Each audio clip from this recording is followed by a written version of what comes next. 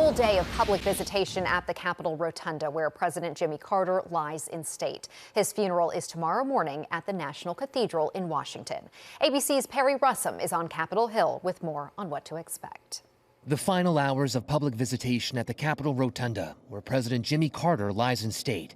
Mourners remembering the 39th president of the United States before his funeral tomorrow morning. Jimmy Carter was exactly what the country needed, coming off the Watergate scandal, and a lot of people were upset with Gerald Ford because he pardoned Richard Nixon. Carter's casket under the Capitol dome, draped in the American flag, a military honor guard watching over, even overnight, while the Capitol was closed. I think his legacy is really his time after his presidency, that he shows that he obviously reached the highest office in the land, but then went on to still fight for causes he believed in. Carter spent his entire life after the White House building, both houses for Habitat for Humanity and woodworking. When we built a mountain cabin after I came from the White House, the year after I left the White House, I didn't travel much.